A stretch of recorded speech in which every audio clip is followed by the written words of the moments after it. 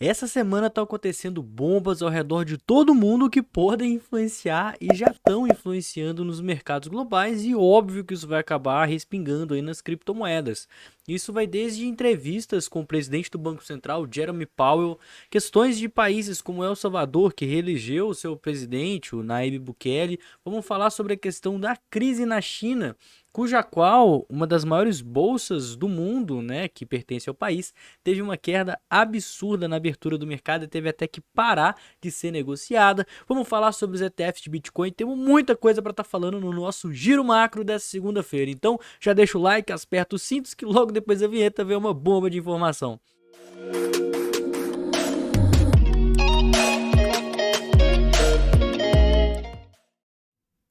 Galera, já passando aqui no nosso calendário econômico, temos bastante coisa aqui para discutir.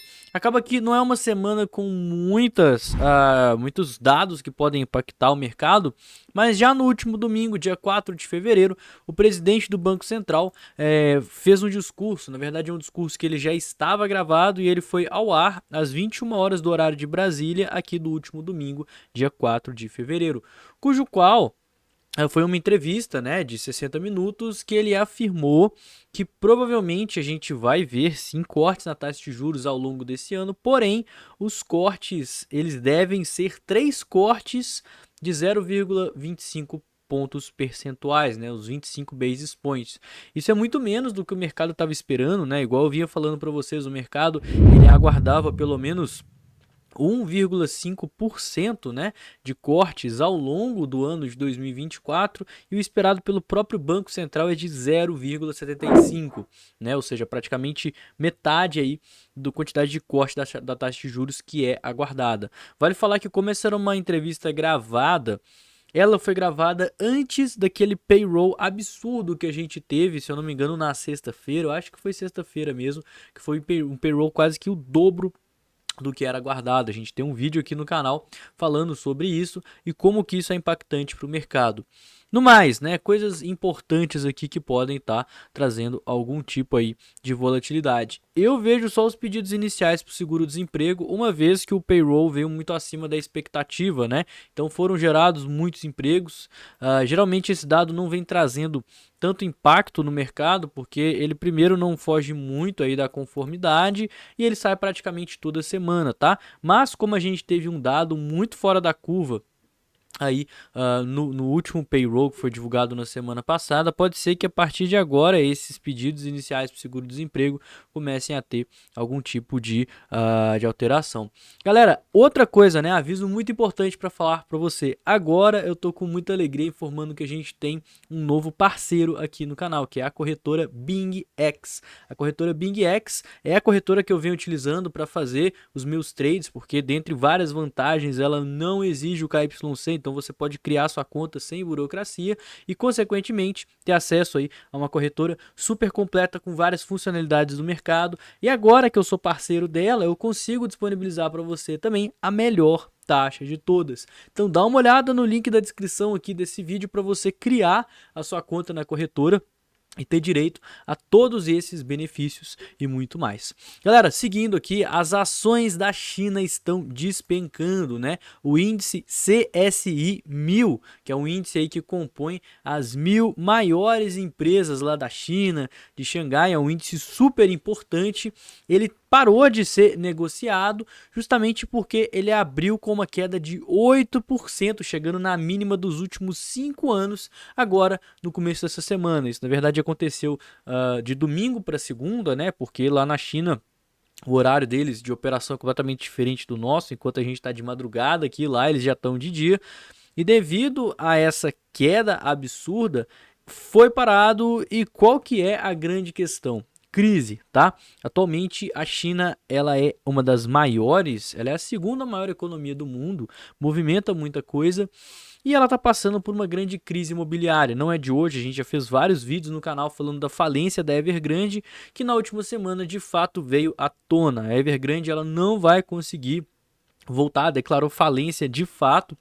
E agora, né, as ações das outras empresas já estão começando a ter queda devido às pessoas tirarem o seu investimento lá de dentro, né? Inclusive, a CSRC, que é a Comissão Reguladora de Valores Mobiliários lá na China, disse que vai tentar estabilizar as expectativas e a confiança do mercado, uma vez que as políticas lá funcionam de forma diferente, né? O estado lá é muito maior, então, consequentemente, vai ter uma interferência estatal, uma injeção de dinheiro para a bolsa não cair e conseguir corrigir essas flutuações do mercado.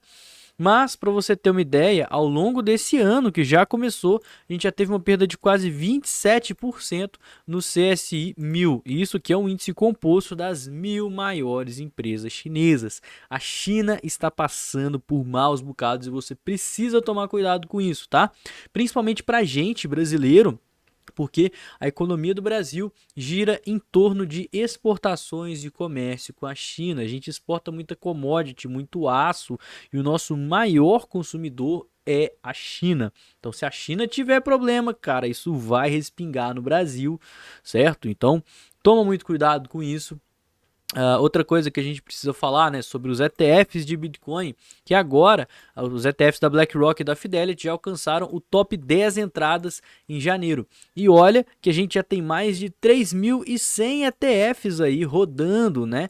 Desde o ano de 2023, mais de 3.100 ETFs foram negociados nos Estados Unidos, e quem está liderando isso aí os ETFs de Bitcoin, especificamente os dois maiores da BlackRock e da Fidelity, que totalizaram juntos cerca de 4,8 bilhões de aportes ao longo do mês de janeiro, sendo que o IBIT da BlackRock teve um valor líquido de 2,6 bilhões, ficando em 8º lugar no ETF mais negociado, e o FBTC da Fidelity ficou em 10º lugar, com 2,2 bilhões aí de entradas líquidas.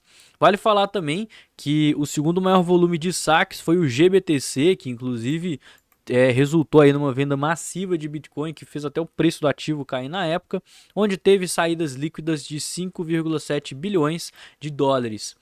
Algo que dá para correlacionar é que boa parte dessas saídas foram de investidores do mercado tradicional, pessoas que tinham exposição no GBTC antes dele ser disponibilizado na Bolsa de Valores, né? Antes dele ser convertido como esse ETF. E agora, né, que os demais foram aprovados, eles estão com taxas muito mais competitivas, taxas muito melhores de estar se investindo. Consequentemente, os investidores eles venderam as suas posições para migrar para outros ETFs. Então, basicamente, essa entrada massiva na BlackRock e na Fidelity, juntamente com a saída massiva do GBTC, boa parte desse capital é justamente esse fluxo de investidores. Mas não se engane, a Gênesis é uma empresa falida, uma corretora falida, que inclusive era da Gemini, né, uma corretora muito grande, quebrou em 2022, deixou várias pessoas, aí, vários investidores no prejuízo, e tem muita exposição em ações do GBTC, cerca de 1,4 bilhões de dólares em Bitcoin, e agora que ela foi à falência, ela vai ter que vender essa grana toda, e o mercado está com medo, certo? Então a Genesis Global Capital é uma empresa de empréstimo de criptomoedas que declarou falência aí no ano passado, eu acho que até falei errado, em 2022, foi em 2023, e ela tem mais ou menos 1,6 bilhões de dólares em ativos para vender, sendo que desses 1,4 bilhão é em ativos da Grayscale Bitcoin Trust, ou seja, se ela liquidar, a Grayscale vai ter que vender esse valor em Bitcoin, além do Ethereum Trust e também o Ethereum Classic Trust, aí com valores um pouco menores. E geralmente isso chega a causar um certo impacto no mercado. Não de forma direta, né? Eu já expliquei várias vezes no canal que essas vendas elas não ocorrem no mercado spot. A corretora não simplesmente chega, né, a Grayscale e despeja esses bitcoins lá. Não é assim que funciona, mas isso costuma ter um impacto sim, até mesmo porque os investidores ficam com medo e começam a precificar essa venda. Tanto que a gente viu aquelas saídas, né, que eu até comentei agora há pouco, essas saídas de 5,7 bilhões fizeram com que o Bitcoin, em questão aí de alguns dias, né, fosse dos 48 direto para os 38. Vendas do GBTC. E essa mesma empresa está querendo vender mais 1,4 bi só em Bitcoin. Por último, vamos falar aqui do presidente pró-Bitcoin de El Salvador, que foi reeleito, né, inclusive com uma maioria gritante, né, mais de 80% dos votos foi para ele. Ele havia sido afastado do governo no final de 2023 justamente para poder se concorrer à eleição, porque lá é um país que não pode reeleger. Só que o índice de aprovação dele é tão grande que ele acabou conseguindo, né? Ele afastou do cargo e aí ele ficou alguns meses fora necessários para não se considerar reeleição. E agora, né, nesse domingo teve de fato o dia da eleição e nessa segunda-feira foi confirmado, ele foi eleito. Ele ficou muito famoso por tornar o Bitcoin uma moeda de curso legal no seu país, certo? Além do mais, né, El Salvador fica ali acima da Colômbia, do Equador, ali naquela região, naquele estreitozinho, um pouquinho abaixo do México, né? E é um país que tinha uma criminalidade muito grande, é um dos menores países da América Latina, com um índice de criminalidade, de crime organizado absurdo.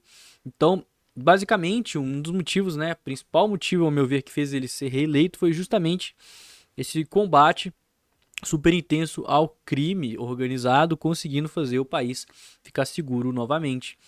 Além do mais, ele apoiou várias medidas aí mais libertárias, né? Lá em 2021, incluindo a Lei Bitcoin, que oficializou a criptomoeda como sendo a oficial de El Salvador juntamente com o dólar, além de vários projetos envolvendo a própria criptomoeda, como a criação dos Vulcano Bonds, que são títulos de dívida lastreados em Bitcoin, que possibilita as pessoas investirem no país. E o objetivo é, com esses títulos, lucrar, aumentar as reservas do país, cerca de US$ 1 bilhão de captação, onde vai utilizar metade para comprar Bitcoin e a outra metade para construir a Bitcoin City, que é uma cidade livre de impostos e terá o Bitcoin como centro de sua economia.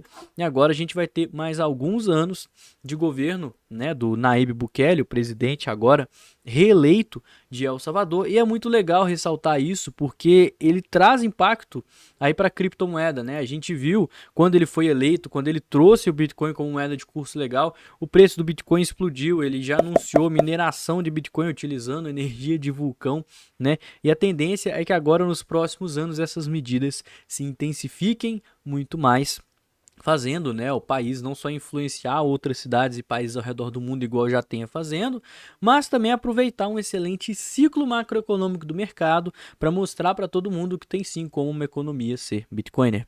Bom, pessoal, o vídeo de hoje foi esse, espero que você tenha gostado. Se não me conhece, não conhece o canal, se inscreve, deixa o like, não esquece de me seguir nas redes sociais que estão todas aqui em cima e também, né, aproveitar a nossa parceria. Não esquece de criar sua conta lá na BingX com o link que está aqui na descrição para você ter descontos em taxas e várias outras qualidades de estar aí operando nessa corretora que eu escolhi para operar. Lembrando que corretora não é carteira, né? Toda e qualquer corretora você vai utilizar para fazer as suas operações, mas armazenar criptomoedas, Bitcoin, sempre em carteiras fora de corretora, hard wallets, onde você tem as suas próprias chaves privadas e controle sobre o seu próprio ativo e sobre o seu patrimônio, certo? Vou ficando por aqui, tenha um excelente dia e valeu, galera! Falou!